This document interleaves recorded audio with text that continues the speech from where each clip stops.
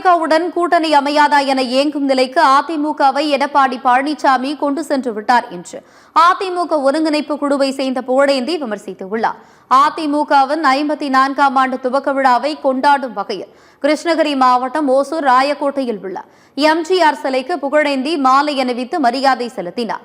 பின்னர் செய்தியாளர்களை சந்தித்த அவர், ஒற்றுமை இல்லாமல் போகுமேயானால் அடுத்த ஆண்டு இதே நாளில் இந்த இயக்கம் இருக்குமா என கேள்வி எழும் அளவிற்கு அதிமுகவை எடப்பாடி பழனிசாமி கொண்டு சென்று விட்டார் என கூறினார்.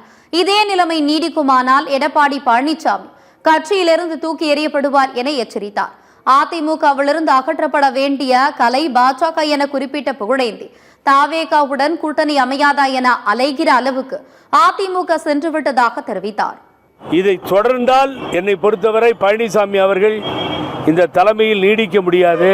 நான் உண்மையை சொல்றேன், வர தேர்தலில் பழனிசாமி தலைமையில் போட்டியிடுவதற்கு கூட யாரும் வரமாட்டார்கள். அங்கேதான் எல்லாமே ஸ்பையா உள்ள உட்காந்துருக்காங்க. அப்படி மெதுவாக ஸ்லீப்பர் செல்லாக இருக்கவங்களெல்லாம் வெளியில் போயிடுவாங்க. இந்த இயக்கம் ஒற்றுமை இல்லாமல் போகுமேயானால் முழுவதுமாக அழிந்து போய்விடுகின்ற சூழ்நிலையை உருவாக்கி கொடுத்திருக்கிறார். ஆனால் நாங்கள் தொண்டர்கள் விடமாட்டோம். ஒரு புரட்சி வெடிக்கும். பழனிசாமி தூக்கி எறியப்படுவார் அரசியலில் இருந்து. எல்லோரும் ஒரு கட்சிக்கு பிஜேபிக்கு அடிமையாகி பயந்து கொண்டிருக்கிறார்கள். எங்கேயாவது யாராவது கால் கிடைக்குமா, உதவுவார்களா என்று அலைந்து கொண்டிருக்கின்ற சூழ்நிலையை உருவாக்கிவிட்டார்கள்.